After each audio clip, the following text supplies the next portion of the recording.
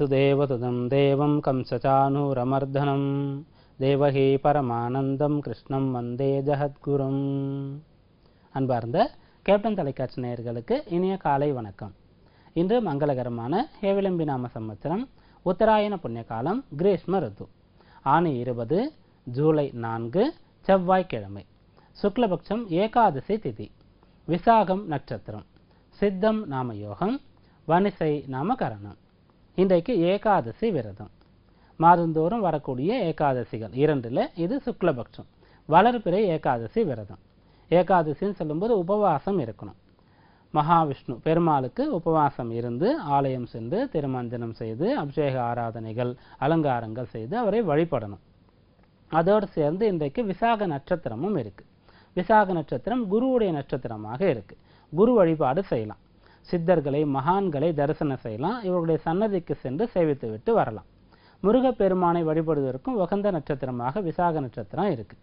பொதுவாக திதிகள் 14 திதிகளும் அமாவாசை பௌர்ணமியும் சேர்த்து 16, வளர்பிறை தேய்பிரையும் சேர்த்து மொத்தம் 30 திதிகள் இருக்கு. 14 திதிகள்னு எடுத்துக்கொண்டா அதுல ஏறக்குறைய 7 திதிகள் பாதி விரத நாட்களா வந்துடும். அதே போன்று நட்சத்திரங்கள் 27 நட்சத்திரங்கள். இதுலையும் ஏறக்குறைய 3ல் 1 பங்கு 9 நட்சத்திரங்களை மாதந்தோறும் விரதம் இருந்து வழிபடலாம். அப்படியாக அதுல விசாக நட்சத்திரம் முருகப்பெருமானுக்கு உகந்த நட்சத்திரம், குருவுக்கு உகந்த நட்சத்திரம், அது இன்றைக்கு இருக்கு. அதில் இன்றைய நாளில் விரதம் இருந்து சிவாலயம் செல்லும் போது சித்தர்கள் மகான்களை வழிபடலாம், குருவை வழிபடலாம், முருகப்பெருமானை வழிபடலாம். பெருமாளுக்கு விரதம் இருந்து ஏகாதசி விரத பலனையும் அடையலாம். இன்றைய நவகிரக நிலைகள்: ரிஷபராசியில் சுக்கிரன், மிதுன ராசியில் சூரியன் அங்காரகன், கடகராசியில் புதன், சிம்மராசியில் ராகு, கன்னியா ராசியில் குரு, துலா ராசியில் சந்திரன், விருச்சிக ராசியில் சனீஸ்வரன், கும்பராசியில் கேது. துலா ராசியில் இருக்கும் சந்திரன் இன்று இரவு பின்னிரவு 1:26 விருச்சிக ராசிக்கு பிரவேசம் ஆகின்றார். இன்றைய தினபலன்: மேஷராசி அன்பர்களே, ராசிக்கு 7ஆம் இடத்துல சந்திரன் இருக்காரு. குருவுடைய நட்சத்திர சாரத்தை பெற்றிருக்கார். 6ல் குரு மறைஞ்சிருக்கார். இந்த காலகட்டத்தில் குருவுடைய ஒரு பலன் நேரடியாக கிடைக்காது. அப்படின்னு இருக்கும்போது இது போன்று மறைமுகமாக குருவுடைய சாரம் பெற்ற சந்திரன் நன்மையை செய்வார். குருவுடைய பார்வையை பெற்ற கிரகம் நன்மையை செய்யும். இப்போது உங்களுடைய ராசிக்கு அதிபதி அங்காரகன் குருவின் கேந்திரத்தில் இருக்கார். அது கூட நன்மைதான். இப்படியாக எந்த ஒரு கிரகமாக இருந்தாலும் நன்மையை செய்யும் போது செய்ய முடியாம இடத்துல இருந்தாலும் கூட பாக்யாதிபதியா இருக்கக்கூடிய பட்சத்துல மறைமுக நன்மைகள் அந்த கிரகத்திலிருந்து கிடைச்சிடும். அப்படியாக இன்றைக்கு குருவின் சாரம் பெற்ற சந்திரன் 7லிருந்து ராசியை பார்க்கிறாரு. மன மகிழ்ச்சியாக உற்சாகமாக நிம்மதியாக இருக்க முடியும்.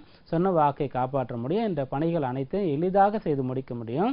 வரவேண்டிய கிடைக்க வேண்டிய நல்ல வாய்ப்பு சந்தர்ப்பங்கள் அமையும். சிறந்த நாளாக இது இருக்கும். ரிஷபராசி அன்பர்களே, ராசிக்கு 6ஆம் இடத்துல சந்திரன் இருக்கார். ராசிநாதன் சுக்கிரன் பலமா ஆட்சி பெற்று இருக்கிறது விசேஷம்.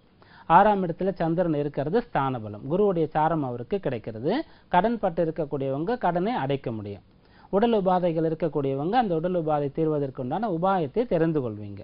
பிறரோடு ஏற்பட்ட மன கசப்பு இப்போது அகலும். அப்படியாக இது நல்ல விஷயங்கள் நடக்கக்கூடிய நாளாக அமையும்.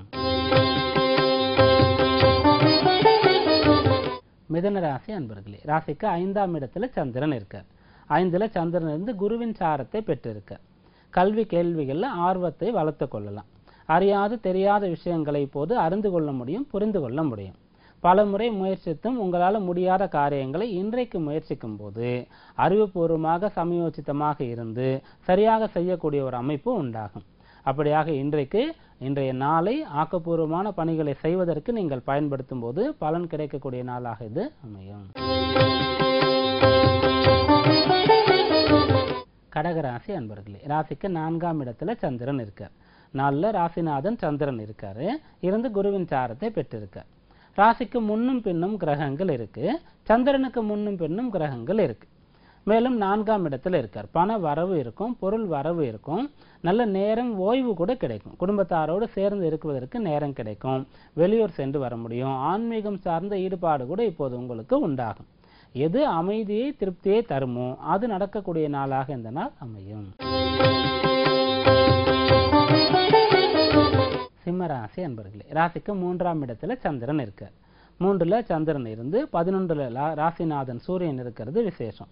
எதெல்லாம் உங்களுடைய விருப்பமோ அதை இப்போது நீங்கள் முயற்சித்து அடைவீங்க. எதெல்லாம் உங்களுக்கு தேவையோ அது கிடைக்கும்.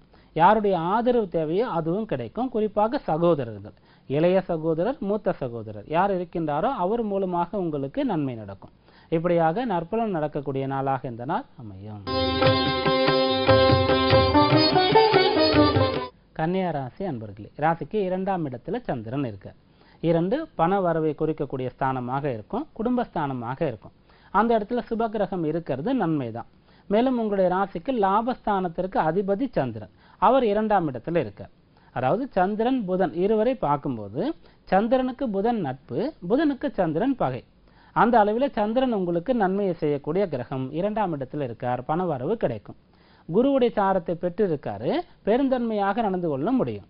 எதிலும் விட்டு கொடுக்கக்கூடிய பக்குவம் உங்களிடத்தில் இருக்கும். அப்படியாக நன்னடத்தின் மூலமாக நற்பெயர் பெறக்கூடிய நாளாகவும் இது அமையும். துலா ராசி அன்பர்களே, ராசியில சந்திரன் இருக்கார். ராசிநாதன் சுக்கிரன் ஆட்சி பெற்றிருக்காரு. ராசியில சந்திரன் இருக்காரு. கடுமையாக உழைக்க முடியும். உங்களுக்கு கொடுக்கப்பட்ட பொறுப்புகளை மிகச் சரியாக நிறைவேற்றுவீங்க. வழக்கத்தை விட விரைவாக பணிகள் அனைத்தும் முடியும்.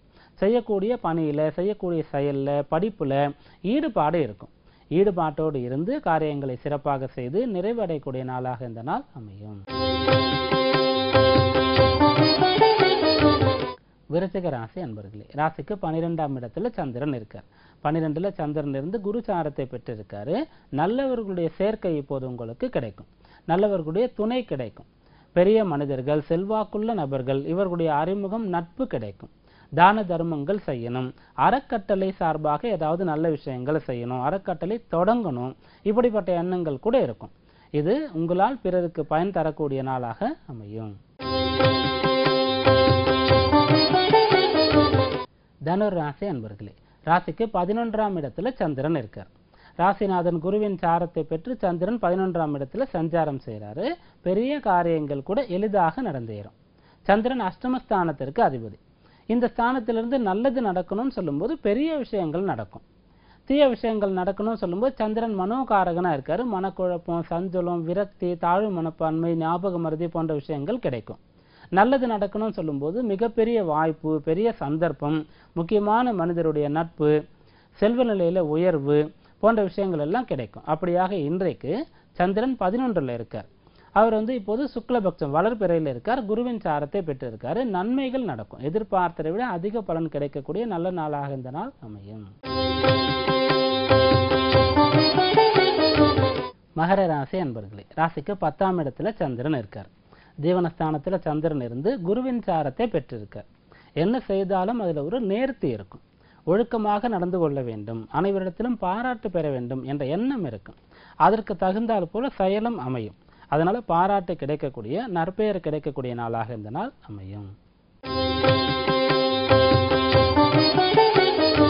கும்பராசி அன்பர்களே, ராசிக்கு 9ஆம் இடத்துல சந்திரன் இருக்கார். 6ஆம் இடத்திற்கு அதிபதி, ருணரோக சத்துருஸ்தான அதிபதி சந்திரன் 9ஆம் இடத்துல இருக்கார். பெரியவர்களுடைய துணை, ஆசீர்வாதம் இருந்தால் பெரிய பிரச்சனைகள் கூட இன்றைக்கு நிவர்த்தி ஆகும். குரு அஷ்டமஸ்தானத்தில் இருக்காரு. அவருடைய சாரம் சந்திரனுக்கு கிடைக்கிறது. அதனால் நேரடியாக உங்களால் பெரிய விஷயங்கள் இன்றைக்கு முடியலன்னு சொன்னாலும் கூட அது முடியறதுக்கு தேவையான உதவிகள் கிடைச்சிடும். பெரிய மனிதர்கள், முக்கியமானவர்களுடைய ஒத்துழைப்பு, அவருடைய சகாயம் உங்களுக்கு கிடைத்து உங்களுடைய பணிகள் சிறப்பாக நடக்கக்கூடிய, பிரச்சனைகள் நிவர்த்தி ஆகக்கூடிய நாளாக இது அமையும். மீனராசி அன்பர்களே, ராசிக்கு 8ஆம் இடத்துல சந்திரன் இருக்காரு. இந்த நாள் உங்களுக்கு சந்திராஷ்டம நாளாக அமையுது. 8ல் சந்திரன் இருக்காரு. சுக்கிரன் வீட்டில் இருக்கார். அந்த சுக்கிரன் 3ஆம் இடத்துல ஆட்சி பெற்று இருக்கார். அதில் முடிந்த அளவிற்கு இன்றைக்கு நீங்கள் சிந்தித்து செயல்படணும், பக்குவமாக இருக்கணும். எது கடமையோ அதை முதல்ல நிறைவேற்றிடணும். கடமையை தள்ளி போட்டு பிறகு பார்க்கலாம் என்ற முடிவுக்கு வரக்கூடாது. தேவையற்ற சிறிய விஷயங்களுக்கு ஆசைப்படக்கூடாது. அதாவது சிற்றின்ப நாட்டங்களை குறைத்து கொள்ளணும். அப்படி செய்துட்டா போதுமானது. குருவின் சாரத்தை சந்திரன் பெற்றிருக்கிறதுனால நீங்கள் சரியாக திட்டமிட்டு நடந்து கொள்ளும் பொழுது சந்திராஷ்டம பிரச்சனை இல்லாத பயனுள்ள நாளாக இது அமையும். இன்றைய ஜோதிட தகவல். மனை வாங்கும் பொழுது கவனிக்க வேண்டிய வாஸ்து சாஸ்திர விதிமுறைகள் இதை பார்த்துட்டு இருக்கோம். அந்த வகையில் மனை எந்த திசையை பார்த்து வாங்கலாம், தெருக்கூத்து போன்ற விஷயங்களை தெரிந்து கொண்டோம். அடுத்ததாக மனை வாங்க வேண்டிய பகுதி, சுற்றுப்புற சூழல் எப்படி இருக்கணும், என்னென்ன இடங்கள்ல மனை வாங்கலாம், எந்த இடங்கள்ல மனை வாங்குவதை தவிர்க்கணும், இதை இன்றைக்கு தெரிந்து கொள்வோம். அதாவது ஒரு மனை வாங்குறோம்னு சொல்லும்போது முதல்ல கோவில் இல்லா ஊர்ல குடியிருக்க வேண்டாம், ஆலயம் தொழுவது சாலவும் நன்றுன்னு சொல்றாங்க. ஆனா அந்த கோவிலை ஒட்டி கோவிலுக்கு அருகாமையில மனை வாங்கக்கூடாது. கோவிலை சுற்றி அதிகமான காலி இடம் இருக்க வேண்டியது அவசியம். 4 மாட வீதிகள் இருக்கும், கோவிலுக்கு நேர் எதிராக தேரடி இருக்கும். அதற்கு இடையில மனைகள் வீடுகள் இருக்காது முற்காலத்துல. இப்போது கோவிலை ஒட்டியே வீடு கட்டக்கூடிய அமைப்புகள் சில இடங்கள்ல இருக்கு, பல இடங்கள்ல கூட இருக்கு. இப்படி அமைக்கிறத வாங்குறத கட்டுறதை தவிர்க்கணும். அடுத்ததாக மயான பூமின்னு சொல்லக்கூடிய சுடுகாடு இடுகாடு இதற்கு அருகிலேயோ எதிரிலேயோ இது கண்ணில் படக்கூடிய தொலைவிலையோ மனை வாங்குறத தவிர்க்கணும்.